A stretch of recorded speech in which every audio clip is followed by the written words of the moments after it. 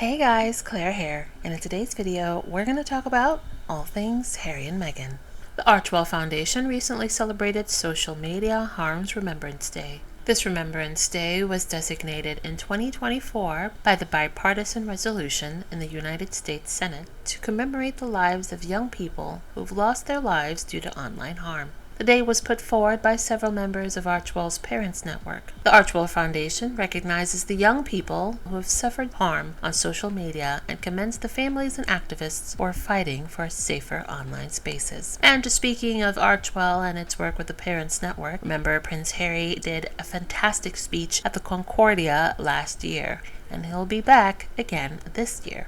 The Duke will be in attendance of the 2025 Concordia Summit, which will be held from September 21st to 24th. Other speakers, of course, will include former Presidents Bill Clinton and George Bush. Can't wait to see what Harry has in store for us this time around. Now, I don't know where you guys are located, but here on the East Coast, it's been hot. Like heat advisory hot. Stay indoors hot. And of course, when it's hot, we like to look for the greatest and sweetest summer desserts. Meghan's Chantilly Lily recipe has been making the rounds online. Better Homes recently posted about the recipe Meghan shared with the New York Times. It's been so wonderful seeing so many people receiving their As Ever products and doing taste tests. I got a very special package.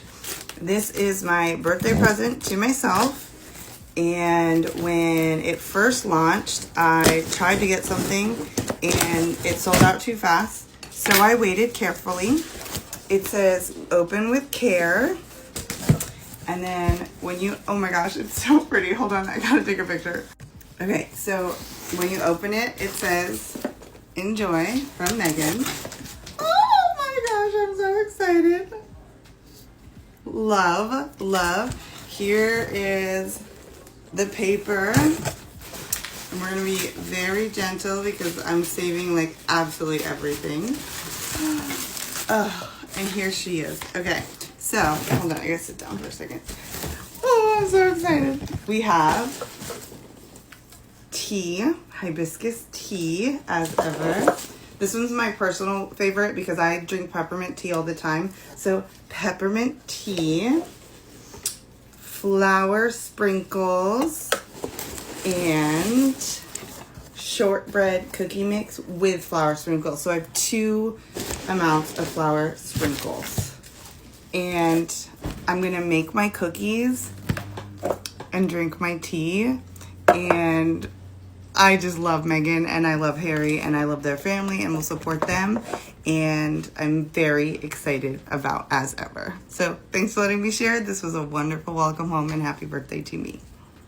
Like I said, I hope that we're going to get another drop July 1st with the rosé, but we'll see. The As Ever official Instagram page has been sharing videos and photos of people sharing their unboxings and taste testings and presenting it quite beautifully. So if you'd like to be featured and you're on social media, I don't know, maybe this is a good opportunity to tag As Ever and Meghan, and maybe you'll get featured.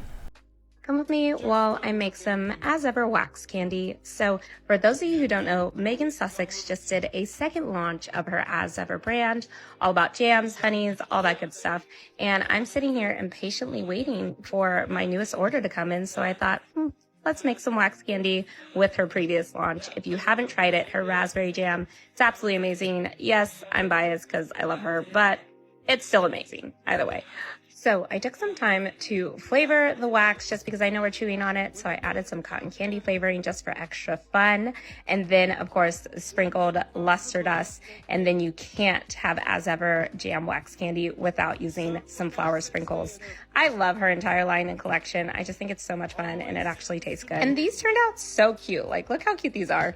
Kind of obsessed. They taste amazing. And just as I had finished cutting these open, my order arrived. So we're about to do this all over again. And this time we're going to add some honey to it because why not? As Ever recently posted, thank you so much for all the support. Whether you've been with us from the beginning or just discovered As Ever, we're so glad you're here. Our debut rosé will be available to order on Tuesday, July 1st. Crisp and beautifully balanced, this rosé is made for summer's best moments. We can't wait to share it with you.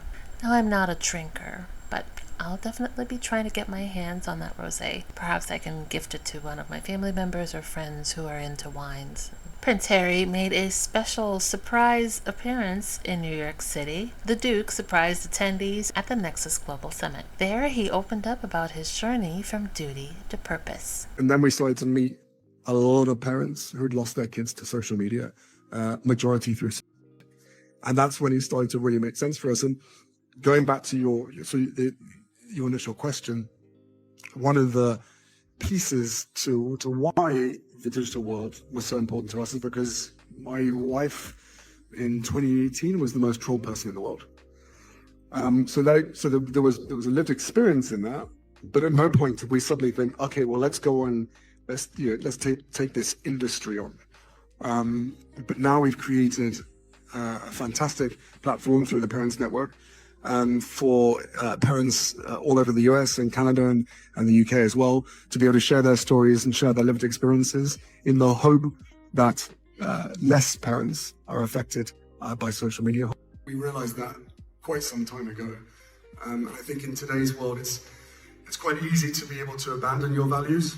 My wife said to me very early on in our relationship, if you live your life by truth, it's the most efficient way to live. Especially when it comes to mental health, I find it fascinating that when you are in a position similar to mine, if you do speak up, that the people in those positions of power, in the media, whatever, that criticize you, thinking that they're going to silence you, clearly don't realize that the importance of the fact that if they do try to criticize you and silence you, there is a need and a desire to continue to speak. If you come out and speak about some of your lived experiences, that someone out there, or a group of people, or thousands or millions of people, can somehow relate to part of your story. And in much more important news, guess who's booked and busy? Prince Harry went to New York to give this speech at the Nexus Global. He was talking about his life of service, the journey from having to serve to wanting to serve, and he tells people to use their platform for something greater than themselves, like he's doing. What a commendable guy. And no leaks. It's so funny and it's so amazing how ever since they left that family, the royal family, they've been doing all these things and there've been no leaks, no Jason North or any palace source to leak their moves. So they're just moving in silence, doing the work. And bear in mind, I mean, this is somebody who was in the royal family, and what that family really does is to turn up, show up, wave, and call it royal engagements, all just to get taxpayers' money. So he's really, really busy, really doing the work. And she's right. No leaks from unnamed sources, just them living their lives, trying to provide a good life for their children, trying to use the resources at their disposal to make a difference. It's very commendable. I read something today that really resonated, and it's the fact that monarchists don't want to do better. They want everyone else to do worse. What do I mean? So these are people that they don't want to build, they don't want to improve, and they don't want to grow. All they want to do is sabotage people who have left the institution in a kind of gotcha, look at you, we know you cannot succeed outside the institution. So it's easier to drag people down to their level rather than level up themselves. And it's the same old royal playbook that has been used since the Diana times, which is they try to dim your light so that the institution can pretend that it shines. Unfortunately, this time it's not possible because Meghan has escaped and she is succeeding, and no amount of dragging, no amount of fake headlines, lies, vitriol, and hate is going to undo that. As far as I'm concerned, the more you try to pile on her, the more you are doing the Lord's work, because you have given her free marketing and free PR. So that is why Netflix absolutely adores her, because all that free marketing and PR is producing massive results. Hence the reason she is selling out within hours. So hopefully one day the monarchists would actually look at the institution, they would look at the individuals within the institution and say, hang on, why don't you level up? Why don't you improve? Instead of us going out there and dragging people who are trying to do something positive. You know, she's always made her own money. She has always worked, and she has always done a good job. And I'm sure some of you are going to find a reason to hate that. But she's been a self-made millionaire for years. For some odd reason, the monarchy and the firm could not understand the value that she would bring to both them and to the charities that they support. She could have been printing all of them money this entire time. She had good ideas, she was doing good work, she was executing them in a different way, and it was very clear where donations and proceeds were going. So, for example, the cookbook. We knew exactly what that was supporting and where it was going. The SmartWorks capsule of clothing, we knew where that was going and what that was supporting. She is smart, and she can make her own money because she is smart. And for some reason, that really triggers the firm and the people who support the firm. I guess especially when you compare her to the princess of the firm. I absolutely love this USA Today article and the continuation of the promotion of the new As Ever range. I love it because we saw on the video Lilibet with the jelly cat, but I just love the way they describe Meghan. The British American royal and entrepreneur. I could not think of a better title for her. She's created a business from a blank sheet of paper. And anyone that's watching this will be nodding their head when I say that is incredibly difficult to do. I've done it with varying degrees of success. It's life-changing. And also, she's an entrepreneur because she's a prolific investor in other female-founded and led businesses. Doing it herself, helping other businesses to grow using her PR and star power. British American royal and entrepreneur. We'll take that title. Let's put it on a badge for her. I think she should wear it with pride. Am I broke? Yes. But was I on there this morning trying to get the As Ever products from the Duchess of Sussex? Also, yes. I unfortunately did not get the raspberry preserves, even though I was on there at the time of release. Nor did I get the honey, but I did get the apricot preserves, and I also got the hibiscus tea. I didn't even have to think about it, because you know what? I absolutely freaking adore her.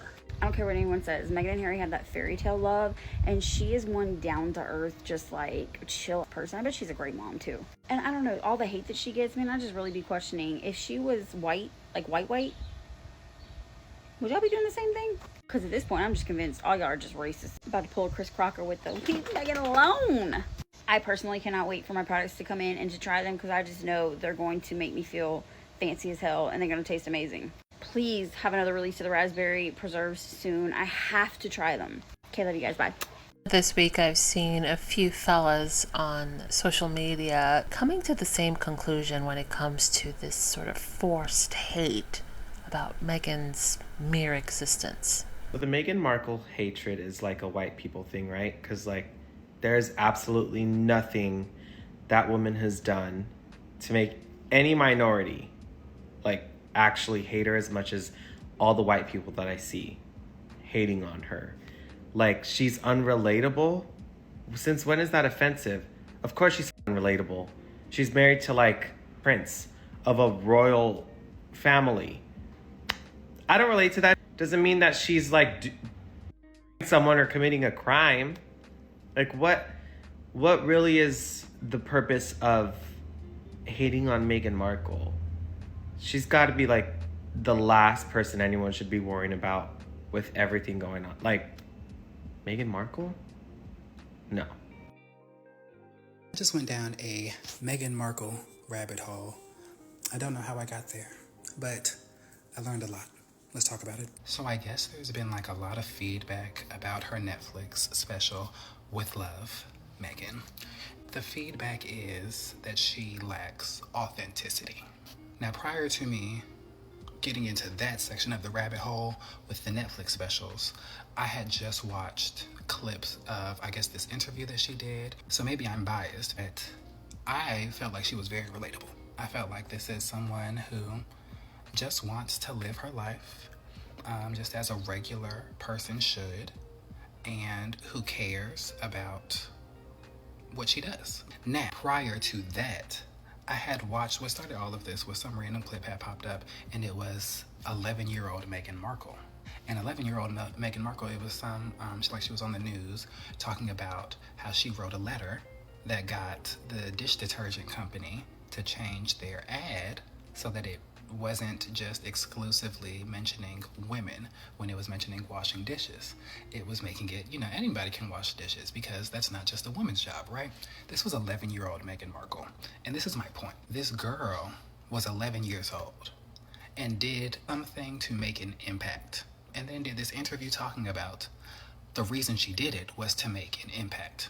This is good grooming. This is good pedigree. This is a family that did what they were supposed to do with their child, right? Because then you grow up. Meghan Markle, I was first introduced to her on Suits, because that was my girl. That was my show, and that was my girl, right? So then when she reappeared, and it's like, oh, you're a princess. What? This is where we get into the haters, right? Because the reason that y'all are mad is crazy. White women are mad that a black woman gets to be a princess. Because literally, that was supposed to be like the last place that it was safe. You know what I mean? But black women, the black women that are mad at her, right? Candace Owens, I'm talking to you, girl. I'm talking to you, girl. You're mad that when you do decide to dive on the other side of the ocean, ditch Jamal and get you a Jake, you realize Jake still works at State Farm.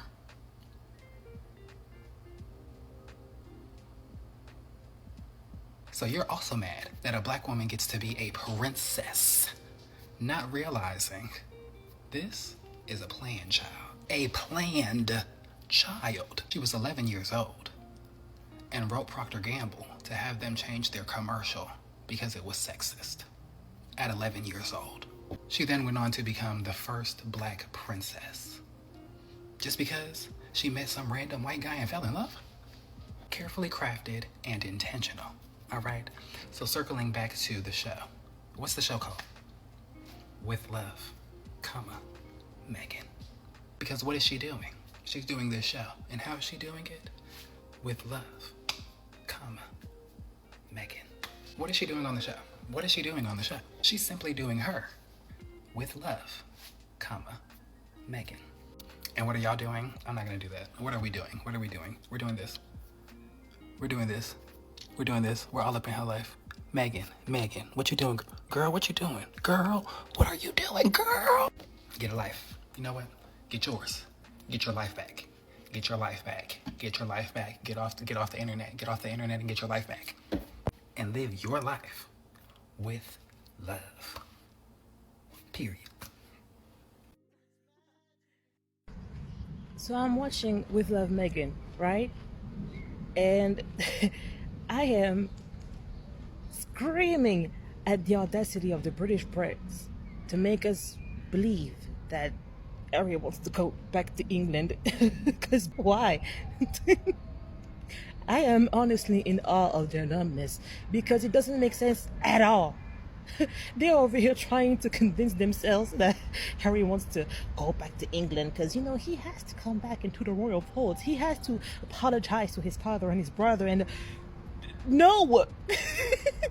This man used to get dressed at TJ Maxx. He used to depend on an allowance that was given to him by his father. And you're trying to tell me that he's trying to come back to this? When he is now dripping in finesse. This man is wearing expensive cologne, okay? He is wearing suits made by Dior and Louis Vuitton. He's not trying to come back. Y'all need to stop trying to convince yourselves. And then they try to throw Meghan under the bus. Well, she's a narcissistic woman. She's not taking care of him. You can see how unhappy he is. Meanwhile, this man has never looked more healthy and moisturized his entire life, okay? This man is glowing. He goes to her dermatologist And she is taking care of him really, really well, like a southern mama. Because this man had to survive off of beans and toast and unseasoned blend English food for over 30 years. And now he's tasted the freedom and the happiness of being with a woman who is cooking down, okay? Because Meghan is out here frying chicken and infusing it with Korean spices and sprinkling some dried up flowers on it. Flowers that she picked up from their garden, okay? Listen, Meghan knows how to take care of her husband. If this is what being a hostage of Meghan looks like, I want to be a hostage too. Like, kidnap me. Please kidnap me. Upgrade my life. She upgraded his whole life. I want her to upgrade mine too. Did he fail? Just let it go. Please finally accept that he is not coming back. He is not. The number of times he said on records he's not coming back, y'all are still in denial. The Daddy Fail reminds me of a narcissistic ex who believes that you want them back, but you really don't. And they are trying to... they're trying to cope with the heartbreak. This man is not coming back. Sorry. It seems like they are laying the groundwork for King Charles to have a reconciliation with Harry. Let me read you this part from the article because I think it explains what's going on. Fellow royal commentator Katie Nicholl added, "The king absolutely wants a relationship with his youngest son and with his grandchildren. He has an incredible capacity for forgiveness, and he wants to be magnanimous in all of this. And therefore, there's certainly a possibility that the king might consider attending Invictus."